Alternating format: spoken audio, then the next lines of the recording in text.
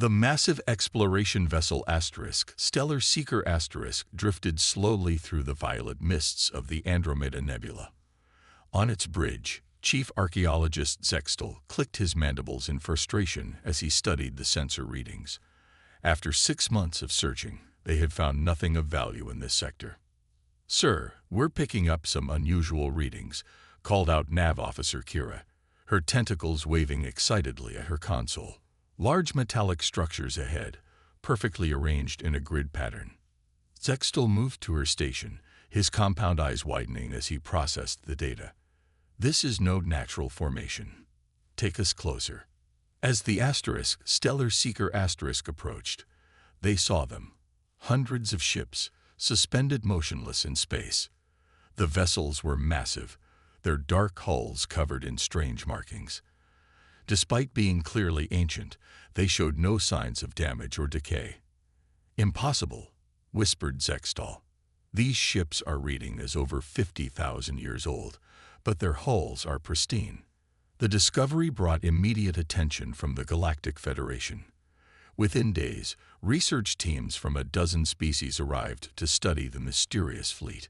Among them was Dr. Lisa Martinez, a human archaeologist who had been studying ancient spacefaring civilizations.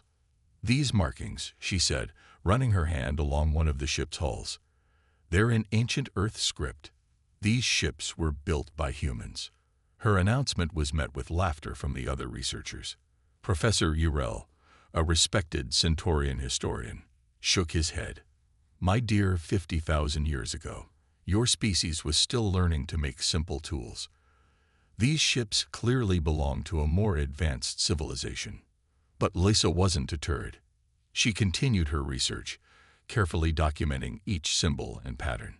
The ships were arranged in perfect battle formation, their weapons systems still intact after millennia in space. The more she studied, the more convinced she became. The ergonomics of the control systems, the layout of the corridors, everything was perfectly sized for human use. Too perfect to be coincidence. "Look at this," she told her assistant Tom, pointing to a recurring symbol on each ship. "This isn't just random decoration. It's an old Earth military designation system." The other research teams continued their work, dismissing the humans' claims as desperate attempts to inflate their species' importance. They focused instead on trying to access the ship's systems, but nothing they tried worked. As the sun set on another day of research, Lisa stood looking out at the fleet through the observation window. She knew she was right. These ships were humanity's legacy. But why were they here? And more importantly, why had they been left behind? The answers would come soon enough, and they would shake the galaxy to its core. Dr. Lisa Martinez couldn't sleep. The symbols on the ancient ships kept floating through her mind. After tossing and turning for hours, she decided to return to the research site. The massive hangar was quiet at night. Only the emergency lights illuminated the small section of hull she had been studying. As she traced the familiar patterns with her flashlight, something caught her eye. A slight depression in the metal that didn't match the surrounding area. "Computer, scan this section for hidden compartments," she commanded. The scanner hummed to life. "Anomaly detected.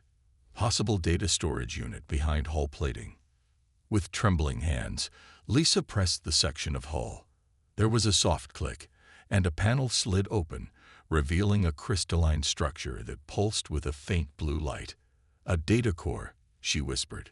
"Tom, get down here now."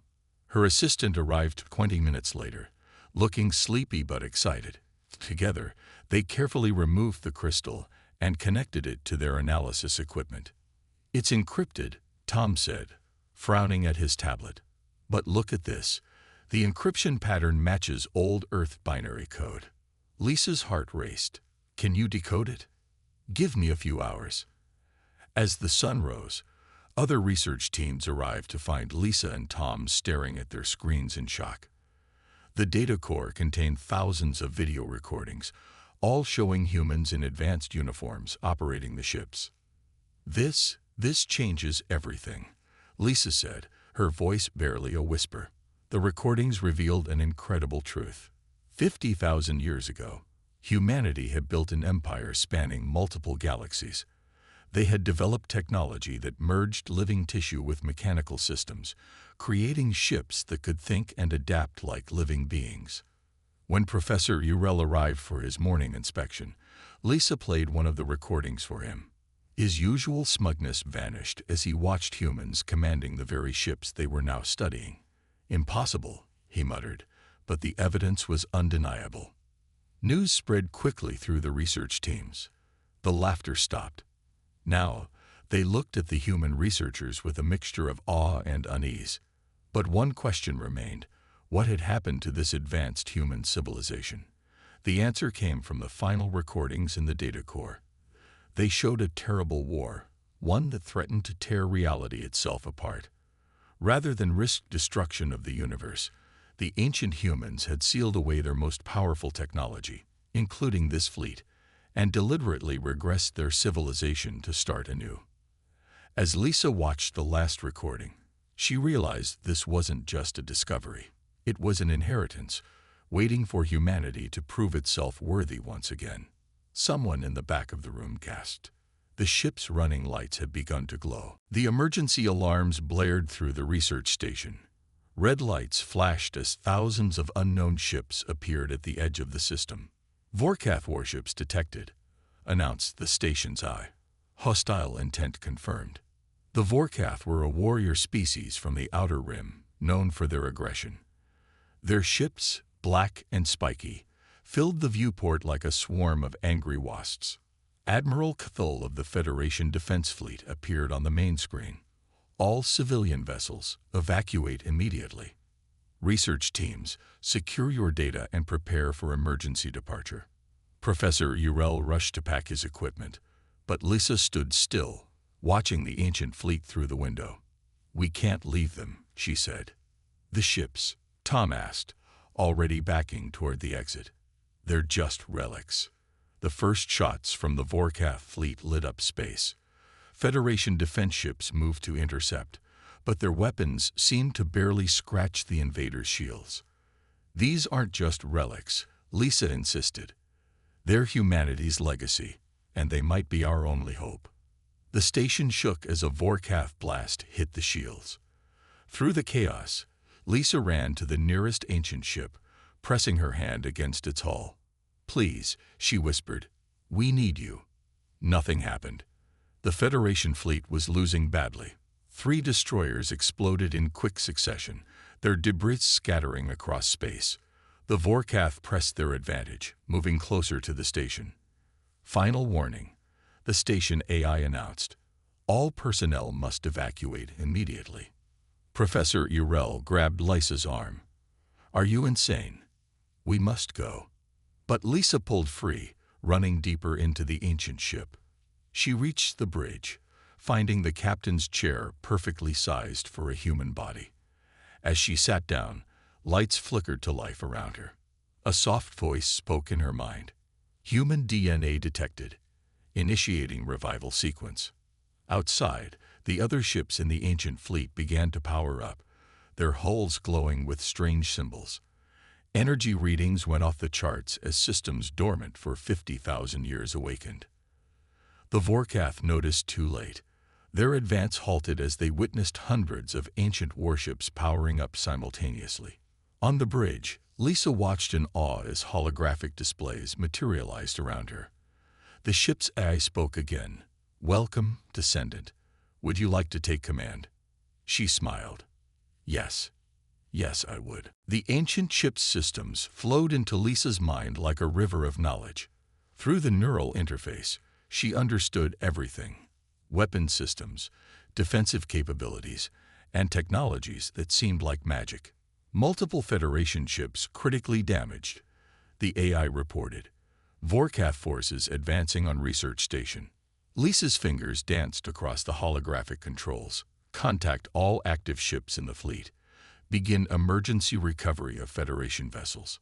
Beams of soft blue light shot out from the ancient ships, enveloping the damaged Federation vessels. Instead of being destroyed, the ships were pulled safely behind the ancient fleet's defensive line. Admiral Kithel's face appeared on the command screen, his expression a mixture of shock and relief. What? What are these ships? They're human ships, Admiral, Lisa replied, allowing herself a small smile. And they're about to show the Vorkath why that matters. The ancient fleet moved with impossible grace. Ships phased through space, appearing and disappearing at will. Their shields didn't just block attacks, they absorbed energy and redirected it. Warning, the AI announced. Vorkath launching primary weapon systems. Massive energy beams streaked across space toward the ancient fleet. Lisa didn't flinch. The ship's adaptive shields flared brilliant gold, transforming the incoming fire into harmless light.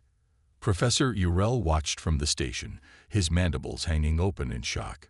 Incredible, he whispered. The humans were telling the truth all along. Through the neural link, Lisa felt more of the fleet awakening. Each ship's AI connected with her, sharing tactical data and combat strategies perfected over millennia of warfare. All ships, battle formation Delta, she commanded. The fleet responded instantly, arranging itself into a complex three-dimensional pattern that their ancestors had used to face even greater threats.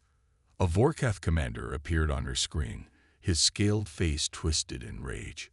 Surrender now, and we may spare your lives. Lisa's response was calm but firm. Look at your sensors. Study these ships. They're 50,000 years old, yet they just neutralized your best weapons without effort. This is your only warning. Leave Federation space, or face the consequences. The Vorkath commander laughed, but there was fear in his eyes. He had never seen technology like this. The real battle was about to begin, and humanity's ancient fleet was ready to remind the galaxy why their ancestors had once ruled the stars. The ancient fleet moved like a single organism, each ship perfectly coordinated through their neural network. Lisa felt the power thrumming through her command chair as she directed the battle. Target analysis complete, the AI reported. Vorkath fleet consists of 3,000 warships. Their technology is approximately 200 years ahead of current Federation standards. Lisa nodded. And how do they compare to us? Their most advanced systems are approximately 49,800 years behind our capabilities. The Vorkath launched their attack. Thousands of plasma torpedoes streaked across space, followed by gravity beams designed to tear ships apart. Their weapons had devastated the Federation fleet earlier, but against the ancient ships, they might as well have been throwing rocks. Show them what we can do, Lisa commanded. Defensive Pattern Alpha 7. The ancient fleet split into smaller groups, each executing perfect maneuvers that seemed to defy physics. When Vorkath weapons hit their targets, the ships simply phased out of reality, reappearing elsewhere unharmed. Admiral Kthul watched in amazement from his command ship. How are they doing this? The ships aren't just machines, Lisa explained over the comm. They're living beings, grown from a combination of organic and mechanical components. They learn, adapt, and evolve. To demonstrate, she ordered a single ship to engage a Vorkath battle group. The ancient vessel's hull rippled like liquid metal, absorbing enemy fire and redirecting it back with devastating accuracy. 3 Vorkath ships exploded instantly. Last chance, Lisa broadcast to the enemy fleet. Withdraw now. The Vorkath response was predictable. They launched their entire arsenal. Nuclear warheads, antimatter torpedoes, and dimensional shredders filled space between the fleets. Lisa smiled. All ships, activate the Aegis Protocol.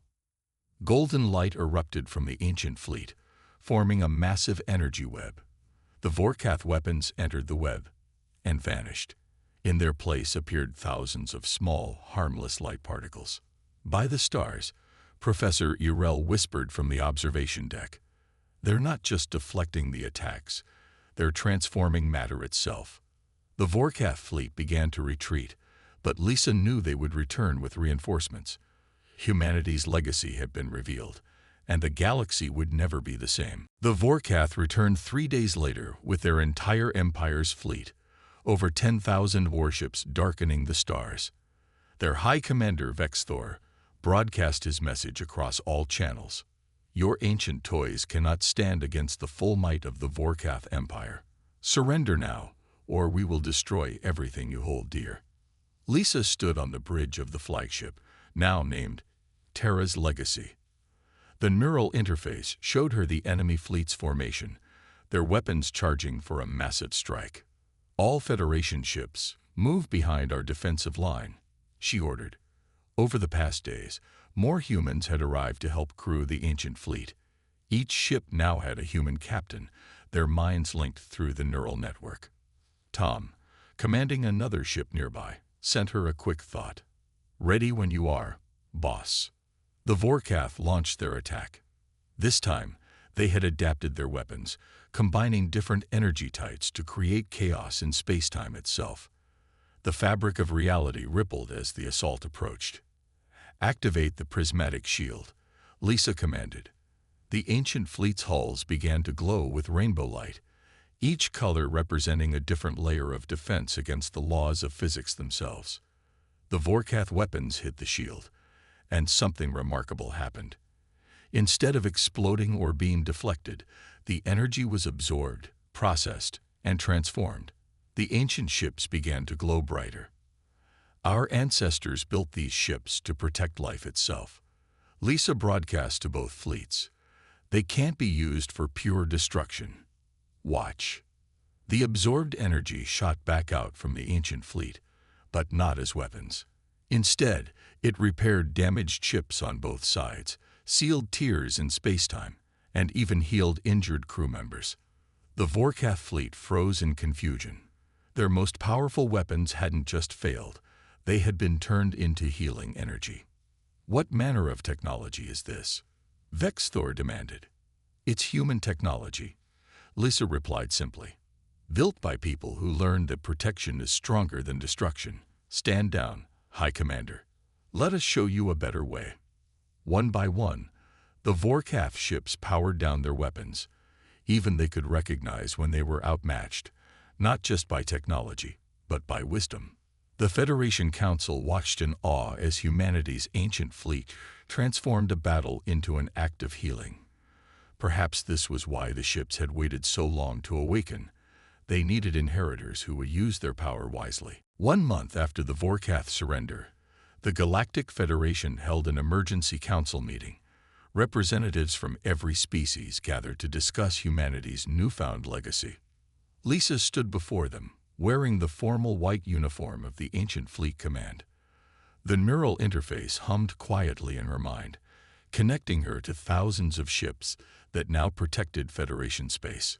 The ships were never meant to be weapons, she explained. They were guardians, created by our ancestors to preserve life and knowledge. For 50,000 years, they waited for humanity to mature enough to use them wisely. Professor Urel, now the head of Ancient Technology Studies, stepped forward.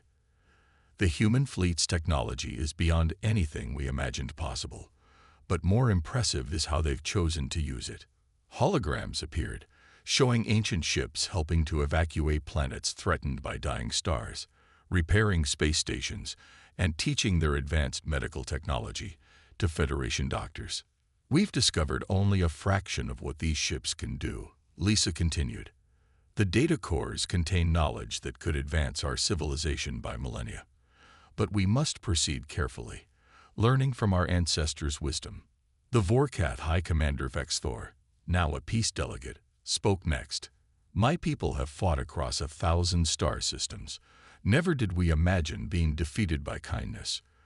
The humans showed us a strength greater than any weapon.